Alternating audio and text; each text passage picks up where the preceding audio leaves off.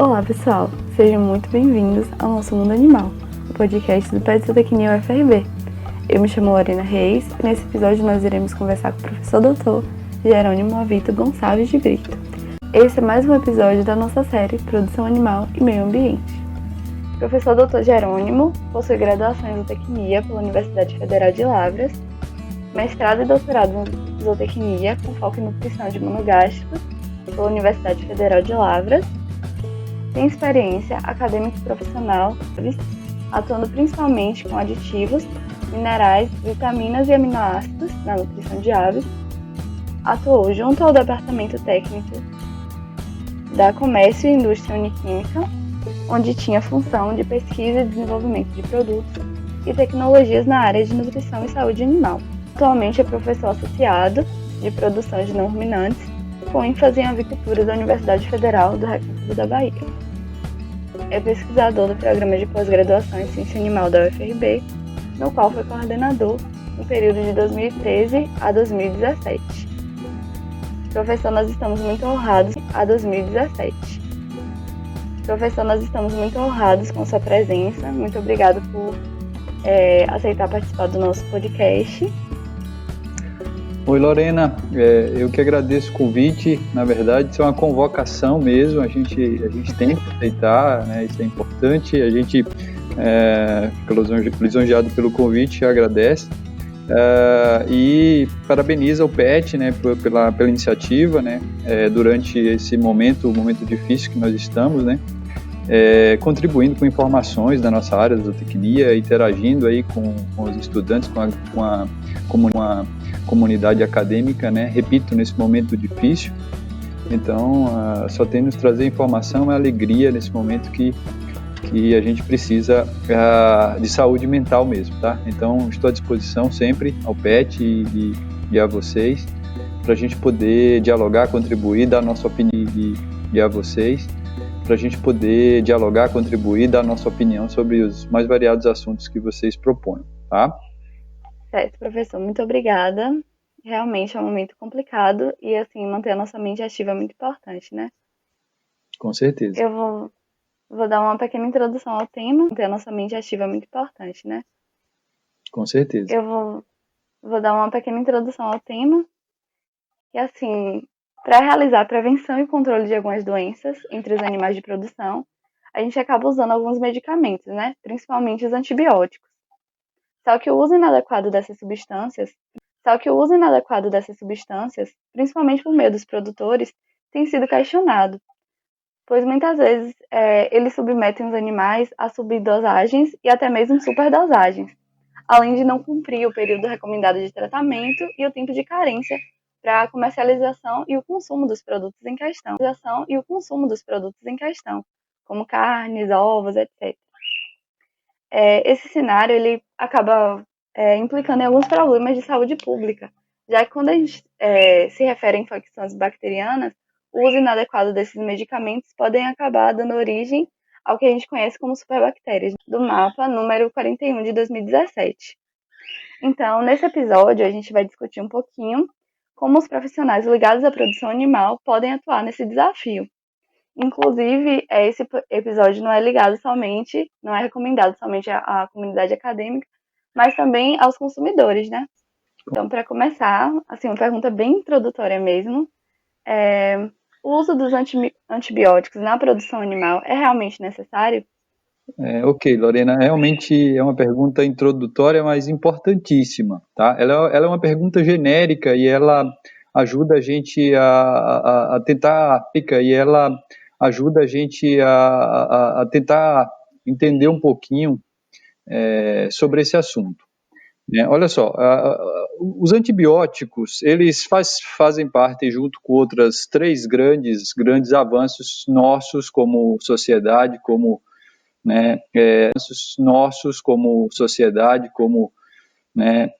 ao longo dos últimos 2 séculos, que seriam, nós temos 4 grandes avanços nos últimos 2 séculos que contribuíram para a gente reduzir drasticamente as taxas de mortalidade e aumentarmos a nossa vida útil, a nossa longevidade, né? Então, as vacinas foi um dos grandes avanços, né, que permitiu a gente controlar doenças infecciosas importantes que causavam grandes mortalidades. Além das vacinas, nós temos outras duas grandes descobertas, grandes avanços, repito, que seria a prática médica higiênica, né? Então, é estranho atualmente, né? Mas nos séculos passados a gente tinha grande problema com mortalidade em função da prática médica não ser, digamos, uma boa prática sob o ponto de vista higiênico, né? Então, a evolução nesse sentido também contribuiu para a gente diminuir mortalidade e aumentar a longevidade. Contribuiu para a gente diminuir mortalidade e aumentar a longevidade. E, para concluir, a própria esterilização da água ou a purificação da água para os padrões que nós temos hoje em dia, né? Então, para evitar a água, algo que é um alimento essencial, né? Na nossa vida. Então, a esterilização na nossa vida. Então, a esterilização da água também foi um componente importante. E, por último, né, o nosso tema aqui, os antibióticos, que também tem uma descoberta relativamente recente e que são importantíssimos para a saúde pública. Ora, a produção animal não vai ter uma diferença nesse ponto de vista de não necessitar, né, ou de abdicar do uso dos antibióticos. Então, a resposta para a pergunta é necessariamente sim. O uso dos antibióticos é necessário para a produção animal. Sobre como nós usamos os antibióticos na produção animal.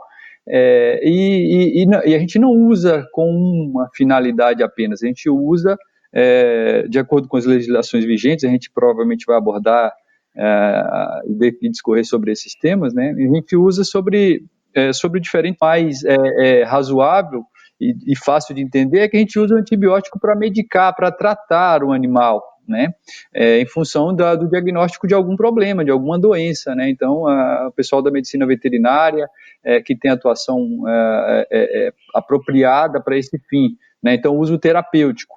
O grande consumidor de antibióticos na produção animal seria para esse fim, o uso para medicar, para tratar, né, o uso terapêutico. E o segundo uso é o uso como aditivo, que isso é normatizado também. Você tem a legislação de diferentes documentado, que é o uso para melhorar desempenho, né, que a gente chama de antibiótico como aditivo melhorador de performance, ou melhorador de desempenho. O Ministério da Agricultura usa atualmente esse termo, antibiótico como aditivo melhorador de desempenho. No passado recente, a gente usava a terminologia de antibiótico ou adicente, a gente usava a terminologia de antibiótico ou aditivo promotor de crescimento. Então a gente usa essa ferramenta como aditivo, o antibiótico como aditivo,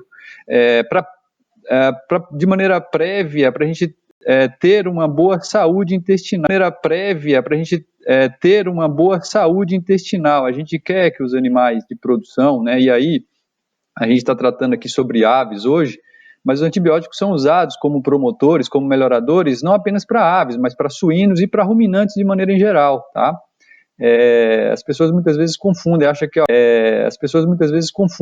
eu uso só para isso, uso só para aquilo. Não, a gente usa na produção animal, os animais domésticos de produção, todos eles você tem moléculas e princípios aprovados pela legislação específica para o uso, né? Então, o uso como melhorador de desempenho baixa ou subterapêutica, uma dosagem baixa, que muitas vezes é 3, 4, 5 vezes menor do que o uso medicamentoso, do que o uso terapêutico, né? Isso tudo respaldado por controle de resíduos, né? Decaimento de resíduos em função do tempo de uso, tá? Existe também uma outra confusão que é bem genérica por parte da população, inclusive no meio acadêmico, é que o uso como promotor de crescimento ele é um uso continuado, ou como melhorador de desempenho, ele é uso continuado. Ele não tem normalmente todas as moléculas aprovadas hoje, elas não têm carência específica no caso dos produtos com ênfase em prevenir crescimento em trato gastrointestinal de micro-organismos ou bactérias, tá? A gente tem micro-organismos ou bactérias, tá? A gente tem períodos de carência para outros grupos que nós denominamos de anticoccidianos. Esses produtos, sim, apesar de classificados pela legislação brasileira como aditivos, eles têm a ênfase, digamos, genérica de prevenir mesmo, são um tanto quanto longas, porque a gente precisa contextualizar e a comunicação é essencial, né? Muitas vezes a gente dá algumas respostas curtas, que muitas vezes é mais fácil, mas a minha ideia é tentar contextualizar o assunto para que o nosso ouvinte, né, o ouvinte do PET, do nosso mundo, transmitir. Tá ok, Lorena? Exatamente, professor, porque às vezes ficam algumas lacunas, né? E aí, como o senhor disse, Sim. As pessoas realmente confundem. E, inclusive, a nossa próxima pergunta fala um pouquinho sobre isso, né? O segundo uso dos antibióticos, que no caso a gente chamava antigamente como promotor de crescimento. Antibióticos, que no caso a gente chamava antigamente como promotor de crescimento. Queria que o senhor comentasse um pouco sobre o posicionamento da legislação brasileira em relação a esse uso dos antibióticos. Ótimo, ótimo. Então, enfim, a gente dividiu já então o uso dos antibióticos, né, como o fim, dos antibióticos, né, como o fim necessário e comum e mais fácil de a gente entender, que é medicar, tratar, e o uso como aditivo, que seria como melhorador de desempenho, de performance. Ainda falando sobre a primeira pergunta, há um grupo, né, de falantes que considera de maneira, eu acho que equívoca, tudo que é químico é tóxico e tudo que é orgânico é natural e seguro. A gente tem que tomar muito cuidado, porque esse 880, essas análises extremadas, não são as dadas nesse sentido, tá? Em relação à legislação brasileira associada ao uso dos antibióticos como melhoradores de desempenho, Lorena, o Brasil, como signatário da ONU, da Organização Mundial do Comércio, ela segue o Codex Alimentários, que é estabelecido pela FAO, que é o braço da ONU para alimentação e agricultura no mundo, né? Que é o braço da ONU para alimentação e agricultura no mundo, né? O Códex Alimentar estabelece limites máximos de resíduos dos mais variados produtos. A gente está falando de antibiótico, mas isso serve para os mais variados alimentos, para alimentos, para agroquímicos que são usados na agricultura, para as mais variadas legislação associada à higiene e uso dos alimentos para a alimentação pública mundial. Então, repetindo, o Códex ele estabelece limites máximos de resíduos no que tange aos antibióticos, para os mais diferentes fins, né? Os fins de medicação e os fins de melhoria de performance, tá? Então lá, nos estudos, essa comissão que é gigantesca do Códex Alimentares, eles estabelecem dosagens seguras, né?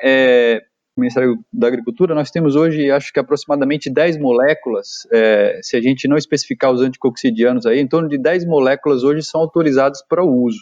Dessas 10 moléculas, nós temos as dosagens estabelecidas para aves, para suínos, para bovinos, para os ruminantes de maneira geral, né, assim, ou qualquer outra categoria animal de produção que a gente tenha registro de produtos no Ministério da Agricultura. Então, dosagens, né, como eu falei, hoje os produtos registrados, se eu não estiver enganado, e eu acho que não existe, acho que os produtos que tinham período de carência, que seria a colistina e a tiamulina, que tinham período de carência. Os outros produtos que nós temos registrados hoje, nenhum deles tem carência. Então, eu uso em dosagem subterapêutica, repito, 4, 5 vezes abaixo da dosagem para medicar, para tratar, muitas vezes até mais.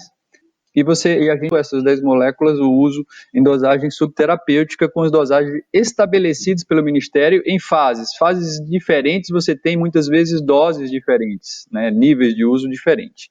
A legislação ela é proativa, seguindo exatamente o que estabelece o Códex. Recentemente nós tivemos proibição de 4 princípios, em 2016, em 2020, isso tudo está lá na página do Ministério da Agricultura. Em 2016 nós tivemos a proibição da colistina, que é um antibiótico que atua em bactérias gram-negativas, primariamente, que atua em bactérias gram-negativas, primariamente, né? E agora, esse ano, no início desse ano, nós tivemos a proibição de 3 princípios, que é a tilosina, a tiamulina e a lincomicina. Esses 4 antibióticos, esses 4 princípios, eram usados em larga escala na produção, principalmente de aves e suínos. Eu diria que a colistina, principalmente de aves e suínos. Eu diria que a colistina, a tilosina e a tiamulina, bastante suíno, colistina também em aves, e a lincomicina é um gram positivo que era usada bastante em aves também. Então, a proibição baseado no princípio da precaução e dos estudos científicos que estão mapeados pelo mundial. A Europa, ela proibiu o uso desse conceito de usar os antibióticos já há algum tempo, como um princípio de precaução, só para estabelecer de maneira genérica como que está a situação em nível mundial. Como você colocou na introdução, nós temos um programa nacional de controle de resíduos, né, para as mais variadas espécies, né, onde é feita a amostragem aleatória de diferentes produtores, diferentes produtos, exatamente para a gente monitorar como está se dando esse uso. Né? Então, assim, fazendo essa abordagem, acho que era isso que eu tinha que dizer. São uma legislação que ela é posta e atualizada ao longo do tempo, de maneira bem dinâmica. Excelente. Agora tem uma pergunta que gera assim, um pouco de burburinho, né? Que são em relação aos profissionais que apoiam a compra de antibióticos apenas com a prescrição do médico veterinário, né? Porque assim a gente consegue ter um maior controle do uso dos medicamentos e tudo mais. Mas a gente quer saber quais são as consequências que uma decisão como essa pode acarretar. Ok, essa pergunta realmente não gera situação, é uma situação que tem sido posta em nível nacional há bastante tempo, né? Então a gente que está no ramo, né? A gente fica ouvindo a possibilidade de proibição do uso dos antibióticos como melhoradores de desempenho já há bastante tempo. Eu diria para você que faz pelo menos 10 anos, né? Falei agora do uso dos antibióticos como melhoradores de desempenho, mas o que a gente viu da experiência europeia, por exemplo, é que o uso terapêutico ele aumentou drasticamente até em função da proibição do uso subterapêutico. Essa, repito, é uma pergunta polêmica. Eu tenho uma opinião técnica estritamente no momento em que a gente está vivendo, nos últimos tempos, né? Então, acho que respondendo especificamente a questão quais seriam as consequências, e aí depois eu posso emitir minha opinião, não vou fugir de emitir minha opinião, né, fazendo essa abordagem técnica e também o aspecto econômico. Quais seriam as consequências? Quais seriam as consequências? Se a gente pensar no produtor, como a gente produz hoje, a gente ia precisar de um ajuste ou de um reajuste da forma como nós produzimos, né? Muitas vezes nós temos vazios e descansos de instalações que nós denominamos genericamente de vazio sanitário curto, insuficiente para a gente, vazio sanitário curto, insuficiente para a gente proceder à adequada higienização das instalações para alojar um novo lote de animais jovens, de animais recém-eclodidos, no caso de aves, né? Então é importante a gente fazer uma revisão geral sobre a ótica da boa prática de produção. A gente tem que usar conceitos de boas práticas de higienização, fazer um vazio descanso necessário, a gente tem que repensar a densidade ou a taxa de lotação que nós utilizamos para criar frangos de corte, poedeiras comerciais, porque tudo isso tem relação com a pressão de infecção, com a pressão de transmissão de micro-organismos, né, ao longo do tempo, e essa pressão vai só aumentando o desafio microbiológico que a gente pode ter. A gente também tem que pensar em utilizar ou lançar mão de paralela, semelhante aos antibióticos, como melhoradores de desempenho, né? E a gente tem uma série de produtos hoje, a gente pode falar sobre isso depois. Isso sob a ótica do produtor, né? Ele vai ter necessariamente que ter maior controle, né? No passado recente, Lorena, o Ministério da Agricultura permitia que nós utilizássemos em uma ração 2-3 moléculas de antibiótico como promotor de crescimento. Em 2005, 2004, isso foi proibido. Hoje a gente só pode usar uma molécula, Isso foi proibido. Hoje a gente só pode usar uma molécula como promotor, né, ou como melhorador de desempenho. Então, assim, e naquele momento o Ministério falava, olha, a gente não quer que os gestores das propriedades avícolas que falar um manejo ruim, um manejo de higiene ou manejo sanitário inadequado. Então, ele tem que ter um manejo adequado. Isso é importante. Né? Então, assim, esse maior controle é uma consequência direta que o produtor precisa ter, né? Automaticamente uma decisão como essa vai gerar uma maior burocracia para usar, ele vai ter resguardado de qualquer problema, né?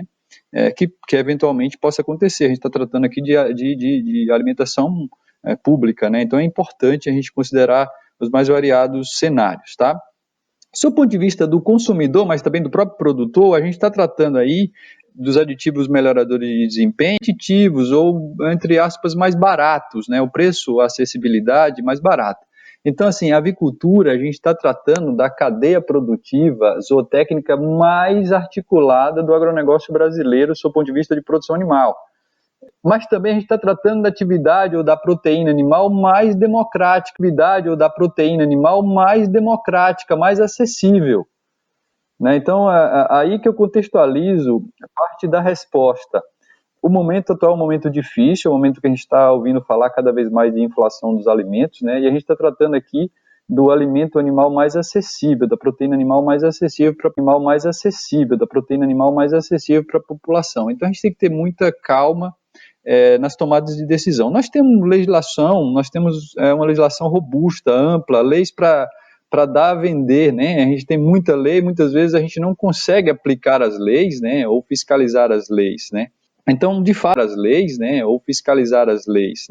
Então, de fato, esse é um tema muito polêmico. Um dos grandes problemas que nós temos com o uso dos aditivos, dos antibióticos como aditivo, é que muitas vezes, né, reina a má fé. Então, o produtor ou algum gestor, né, técnico que seja, ele acaba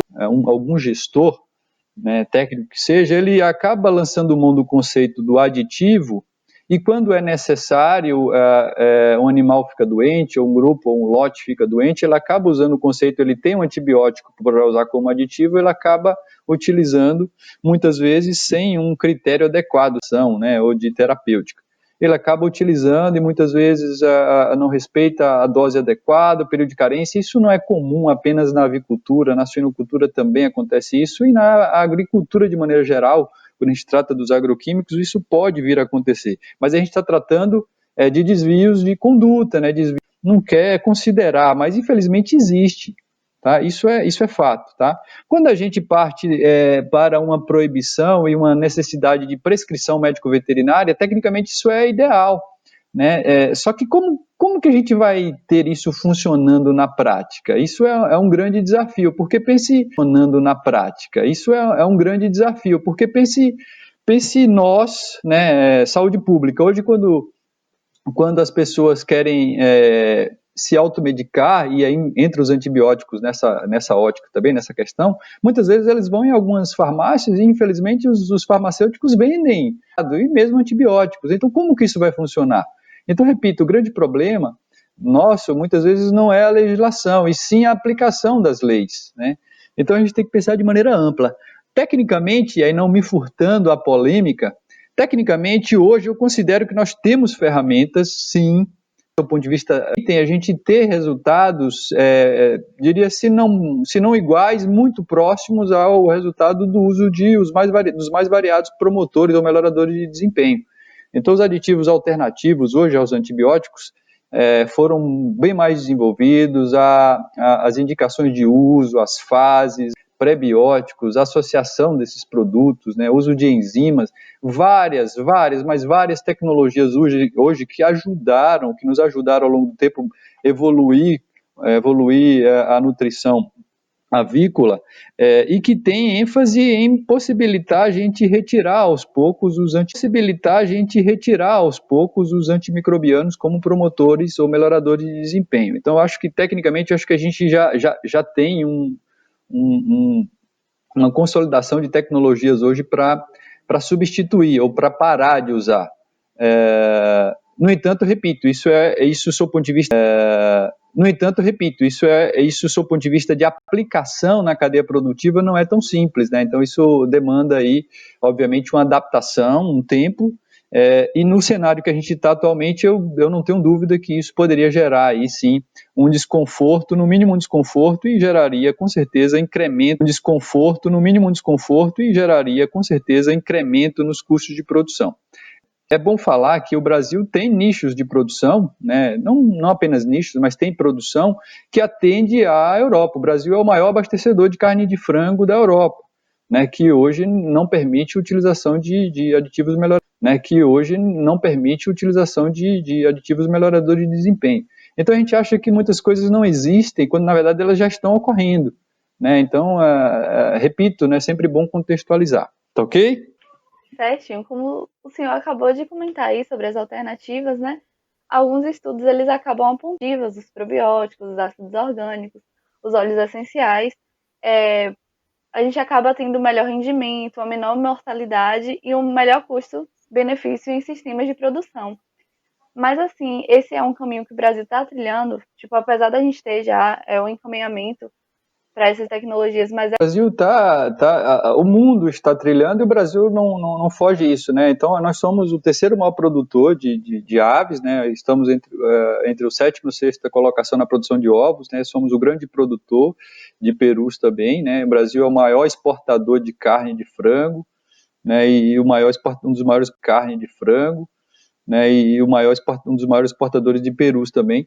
Então a gente não se furta de seguir os caminhos que as tecnologias apontam como sendo importantes, né? Então a gente usa esses produtos, né, os probióticos, prebióticos, simbióticos, ácidos orgânicos, os probióticos, prebióticos, simbióticos, ácidos orgânicos, óleos essenciais. Tem vários produtos com ênfase em melhorar a saúde intestinal. Melhorando a saúde intestinal, a gente vai ter um produto, uma ave mais eficiente, um produto, aspas, mais barato, né? Então, assim, a gente está com uma consolidação cada vez maior de produtos, as empresas do ramo de desenvolvimento e biotecnologia cada vez desenvolvendo mais produtos eficientes. Então, isso de fato tem contribuído para a gente diminuir a preocupação de uma eventual proibição do uso do conceito de antibióticos como melhoradores frangos e dos ovos que nós consumimos. Eles têm na sua alimentação algum aditivo alternativo. Mesmo porque, com a possibilidade de usar apenas uma molécula como melhorador de desempenho, muitos produtores já lançam mão de produtos alternativos exatamente para tentar se cercar ou se calçar de qualquer eventual problema associado a algum micro-organismo patogênico aí que venha a gerar problema. Pense que a saúde intestinal é essencial para a gente ter uma boa eficiência do sistema. Não existe uma boa produtividade, uma produtividade adequada se nós não temos uma boa saúde intestinal. Então, ela é essencial para a qualidade, para a eficiência do sistema e para a qualidade dos produtos finais. E os produtos alternativos têm contribuído para isso de maneira bem consolidada ao longo do tempo com as pesquisas mostrando isso, né? E ao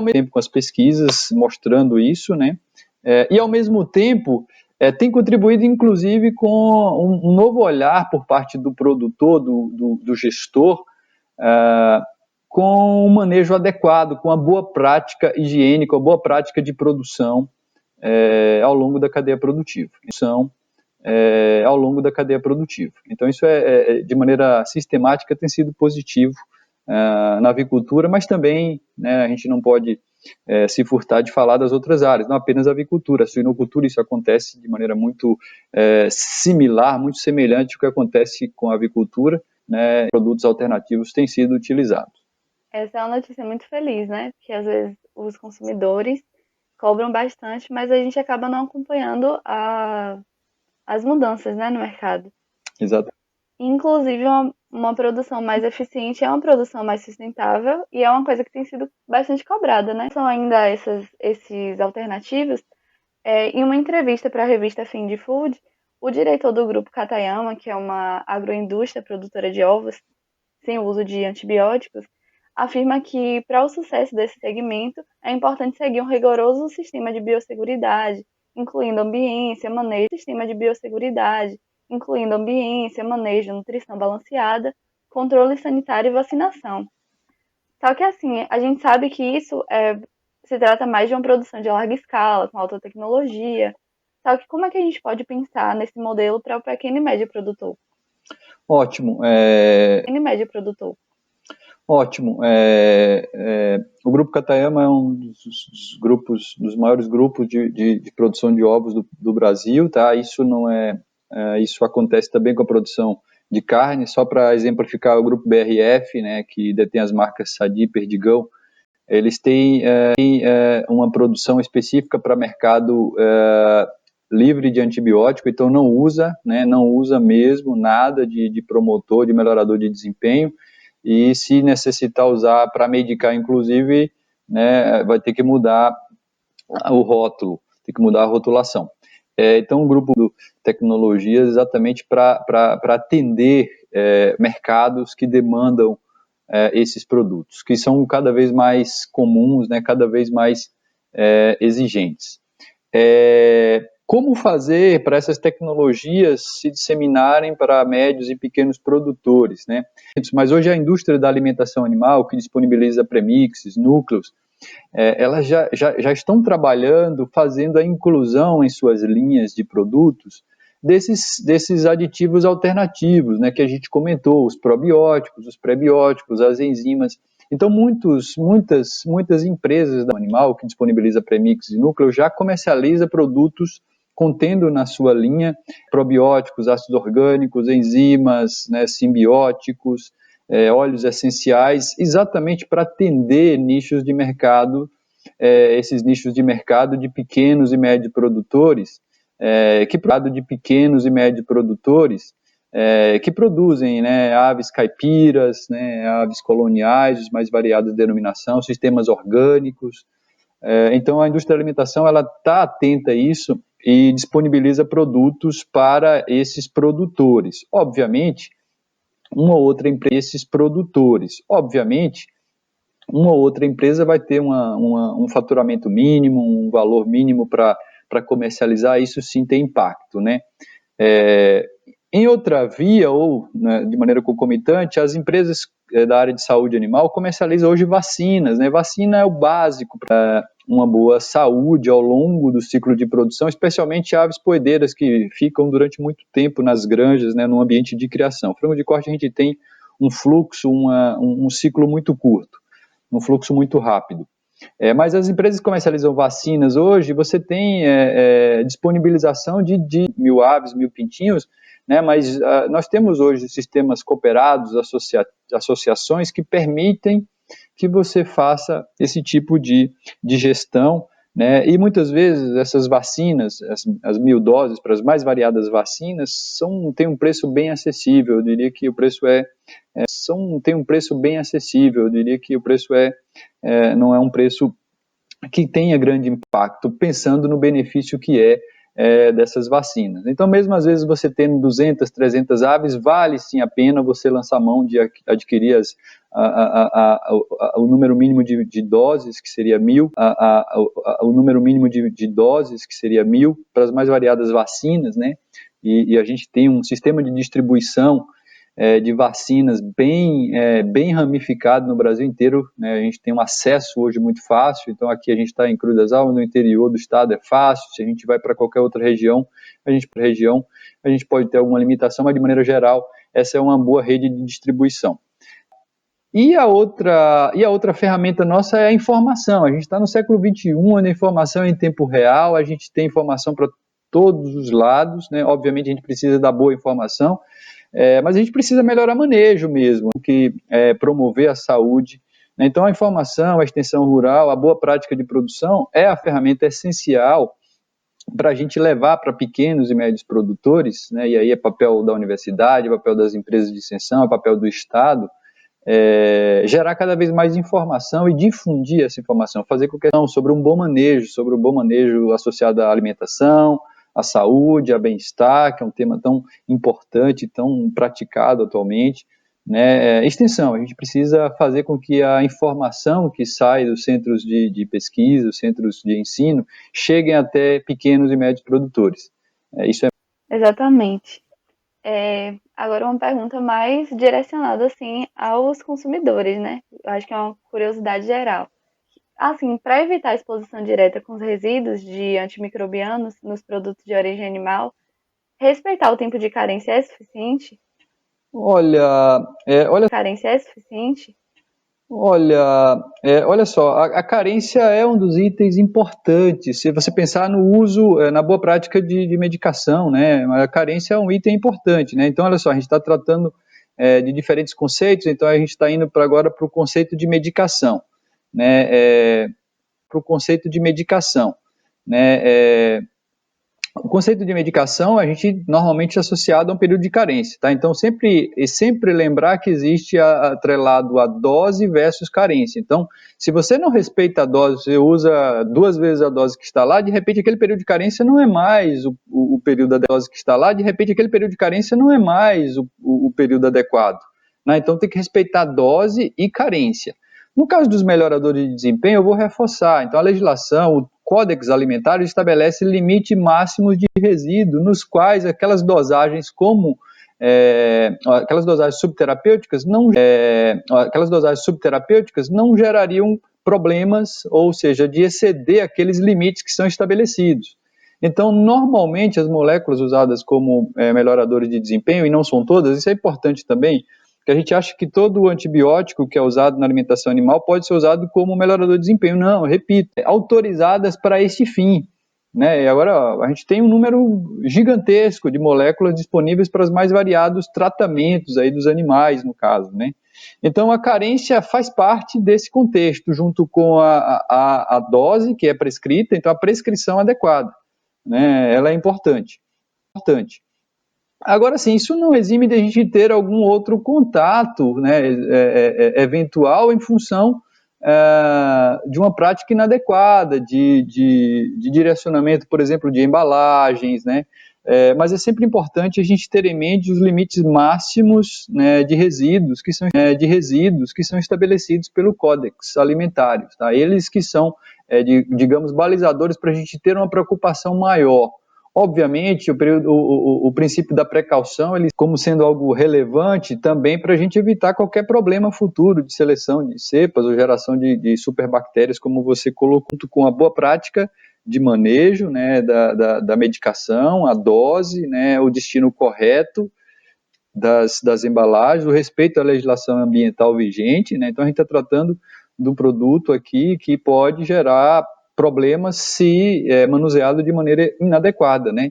Então a gente colocou a pandemia de falar produto químico entre aspas, né? Porque a gente tem os produtos com composição, né, elementar, e isso é um conceito genérico, né? Então todo produto químico é tóxico, né? Essa questão de toxicidez, ela envolve muitas coisas, né? Não apenas a exposição.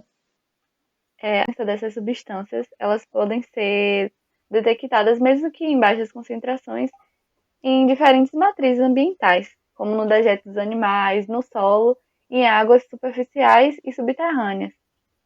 E o que pode ser feito assim, em relação a esses resíduos no meio ambiente, já que essa exposição indireta também pode, a esses resíduos no meio ambiente, já que essa exposição indireta também pode influenciar no aumento da resistência aos micro-organismos.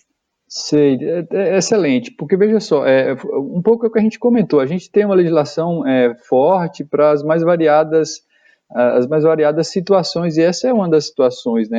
As mais variadas situações, e essa é uma das situações, né? Se a gente vai medicar, precisa da prescrição médico-veterinária, né, que vai constar dose, vai constar carência, vai constar destino adequado, deve constar destino adequado das embalagens, né, o comerciante deve ter informações sobre isso, né, o comerciante deve ter informações sobre isso, né, o respeito à legislação ambiental. Então, assim, o grande problema é fazer aplicar as leis mesmo, né? O contato ele pode acontecer exatamente em função de um desvio associado à aplicação das leis, né? Então a gente precisa realmente reforçar a questão da prescrição, né, o usar quando estritamente necessário, é necessário utilizar para fins de medicação, que vai gerar dose versus carência, né, então é necessário a diagnóstico, né, com a rastreabilidade desse processo, né, o grande problema nosso, de fato, é fiscalizar a aplicação das leis, né, mas enfim, então a gente reforça aí a questão da prescrição adequada por parte dos profissionais, que são muito bem treinados e conhecedores disso, né? Não nos compete falar especificamente sobre isso, mas normalmente a gente reforça que isso deve ser utilizado, mesmo porque a gente está falando de avicultura, produção confinada, né? Então, isso dificilmente vai ser usado de maneira inadequada, porque isso tem impacto em custo, né? Então, olha, quando precisa medicar, normalmente já está associado com perda de lucratividade, porque aquilo é confinado, a produção ela é confinada, com alta densidade de criação, então se você diagnosticou o problema, então você já teve prejuízo. Você já tem prejuízo. Então, você tem que fazer a prescrição e o tratamento quando realmente é necessário. Então, já a descarte de embalagem e ao respeito à legislação ambiental vigente. Certo. Professor, para finalizar, a última pergunta é sobre tratamento profilático em ovo, com prebióticos, probióticos e até mesmo os simbióticos. Esse tipo de tratamento, ele apresenta... Pessoal, eu diria que ainda é precoce dizer que sim, né, que essa é uma ferramenta que vai substituir o uso dos antibióticos como promotores de crescimento. Eu diria para você que hoje está mais consolidado o uso convencional, pós-eclosão, porque a gente já tem muito resultado de pesquisa mostrando os probióticos, né, dos ácidos orgânicos, prebióticos, das enzimas, né, dos mais variados produtos, né, que são utilizados para esse fim. Mas potencialmente pode sim ajudar. Eu não acredito que vai ser uma coisa que vai, digamos assim, vamos fazer o uso em ovo e isso vai substituir o uso dos promotores. Não precisa de outras tecnologias do ponto de vista de nutrição. Eu acho que a gente vai usar na nutrição em ovo, né, que é uma ferramenta também muito bacana, não apenas para melhorar a saúde intestinal, mas existem outras tecnologias, por exemplo, melhorar a qualidade óssea, melhorar a performance em si, que não necessariamente esteja associado especificamente com saúde intestinal, mas é uma ferramenta complementar, eu diria. Ela vai ser usada, cada vez mais vai ser usada de maneira complementar ao uso corriqueiro nas rações desses aditivos alternativos aos antibióticos, né? Acho que tem um potencial grande, né? Essas tecnologias são importantes, a gente não pode se furtar de falar da avicultura 4.0, né, que é informação em tempo real, definição de índice zootécnico em tempo real, onde isso facilita muito a capacidade de gestão. A avicultura é vanguarda nas áreas de produção animal em nível mundial e nessa área também está bastante avançado. Sistemas de ambientação, de tornar ambientes cada vez mais adequados, vai corroborar, como eu falei, o monitoramento dos índices do desempenho em tempo real. A gente tem hoje tecnologias para pesagens simultâneas, a gente vai poder medir consumo de ração, consumo de água em tempo real. Isso vai facilitar bastante a vida do gestor, do produtor, né? Óbvio que o acesso disso ainda é limitado a grandes produtores, médios e grandes produtores, mas isso cada vez mais vai se tornar realidade da avicultura nos próximos anos, né, eu diria. Isso, no adentrar do nosso século, aí cada vez mais vai ser aplicado. Isso, de maneira geral, tudo isso vai ajudar para uma melhor gestão e vai ajudar para a gente produzir produtos mais seguros, muitas vezes sem a necessidade de usar os conceitos que nós usamos atualmente, que seria a aplicação dos antibióticos como melhoradores de desempenho. Eu vejo isso como concreta de abdicar do conceito de melhorador de desempenho em função das tecnologias que nós temos e das tecnologias que nós estamos implantando no mundo moderno, né? E a produção animal, ela não foge disso. Pronto, perfeito. Professor, muito obrigada mais uma vez. É um tema muito importante, principalmente para frisar que os profissionais envolvidos na produção animal, eles têm um compromisso com a segurança alimentar, né?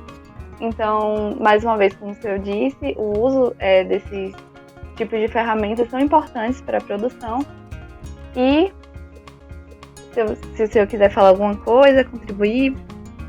Tá ótimo, eu que agradeço o convite, a participação, de expor a nossa opinião, né, e reforçar que é a nossa opinião, né, baseado nos conhecimentos construídos ao longo da nossa vida. É sempre importante ouvir o contraditório, ouvir os colegas de áreas diferentes sobre o que eles pensam sobre o assunto. Mas esse é um tema muito interessante, a gente precisa sempre contextualizar, né, para gerar uma comunicação mais adequada com os consumidores finais, com a população, e na área acadêmica também. Muitas vezes a gente não tem informação adequada na área acadêmica, né, informação consolidada, aquelas informações genéricas, né, sobre determinados assuntos, né, e no caso de antibiótico é um assunto importantíssimo, né, para uso na produção animal, e muitas vezes a gente fica com esse fla-flu, né, que é muito comum hoje em dia, com esse 880, é bom, é ruim, é bom, é ruim. A gente tem que saber quando é bom e como é bom, saber como utilizar. Então, o antibiótico é uma ferramenta essencial para a produção animal moderna, e isso não deve mudar por tão cedo. É essencial para a saúde pública, é a nossa opinião. Vocês certamente podem ter acesso a vários e vários outros profissionais que podem emitir opiniões paralelas, talvez inclusive contrárias à nossa, mas é importante sempre a gente ter uma comunicação, uma mente aberta sobre os argumentos, sobre os argumentos que são utilizados, né, pelos mais variados profissionais ou pelas mídias, né? Então, assim, a gente falou da informação em tempo real, da comunicação no mundo globalizado, que é cada vez mais intensa, mas a gente tem, e é importante que filtrar as informações que a gente tem acesso, que a gente recebe, e muitas vezes que a gente retransmite, né? Então tem que tomar muito cuidado também com a transmissão das informações que nós simplesmente pegamos e reencaminhamos para os nossos contatos. Tá? Essa é a nossa mensagem, agradecer, parabenizar vocês pelo trabalho e dizer que a gente está sempre à disposição de vocês. Tudo bem? Tá certo, muito obrigada, professor. Então, pessoal, esse foi o episódio de hoje. Eu espero que vocês tenham gostado tanto quanto nós. E não esqueçam de nos seguir no Instagram, @PetZotecNewFR, e atentos para os próximos episódios da nossa série Produção Animal e Meio Ambiente. Até a próxima!